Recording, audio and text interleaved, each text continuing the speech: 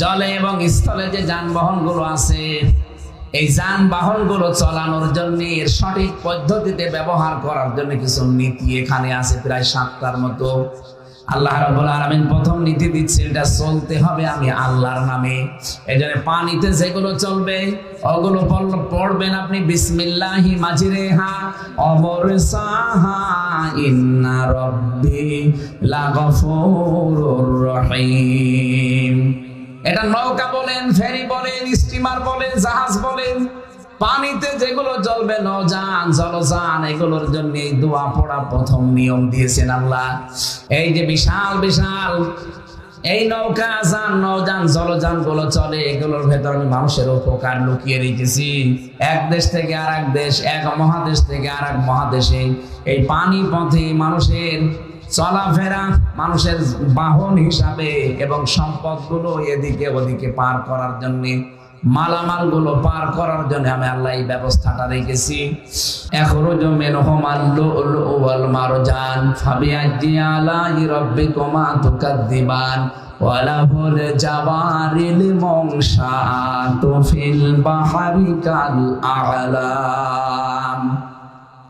বিশাল বিশাল নৌযান গুলো যে বাহারে সমুদ্রে চলে, এগুলো আমি আল্লাহর নিয়ন্ত্রণাধীন। আমি আল্লাহ পাক এগুলো ভাসিয়ে রেখেছি, পানির উপরে জলের উপরে ভাসিয়ে রেখেছি তোমাদেরকে একটা শিক্ষা দেওয়ার জন্য, তোমাদের জীবন যাত্রার মান যেন উন্নত হয়, জীবন যাত্রার মান যেন সহজ হয়। এই জন্য এই বিষয়গুলো চলাচলের জন্য সহজ করে দিয়েছি। যে মানুষগুলো দুনিয়ায় চলাফেরা করতে চাও, আমি আল্লাহর নাম নিয়ে চলবা। তোমাদের আন্তর্জাতিক যে ব্যবসা বাণিজ্য গুলো আছে, এই পানি পথে, আকাশ পথে, এগুলো জলযান হিসাবে যেগুলো ব্যবহার করবা, এগুলো আমি আল্লাহর একটা নিয়ামত। দ্বিতীয় নম্বরে নিয়ামতের ঘোষণা আল্লাহ দিয়েছেন,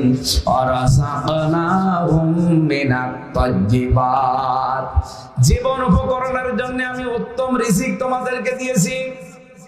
এই কথাটা ভালো করে খেয়াল করে, এই পৃথিবীতে যত মানুষ আল্লাহ পাঠিয়েছেন, যত নবী আর রাসূল পাঠিয়েছেন, প্রত্যেককে প্রথমে আল্লাহ এই ঘোষণা দিয়েছেন, ইয়া আইয়ুহান নাস পাবেন, ইয়া আইয়ুহার রাসূল পাবেন, ইয়া আইয়ুহাল্লাযীনা আমানু পাবেন। 3 রকম আছে, মানুষের কথা, রাসূলদের কথা, ঈমানদারের কথা। সূরা বাকারার ভেতরে আছে মানুষের কথা আর ঈমানদারের কথা।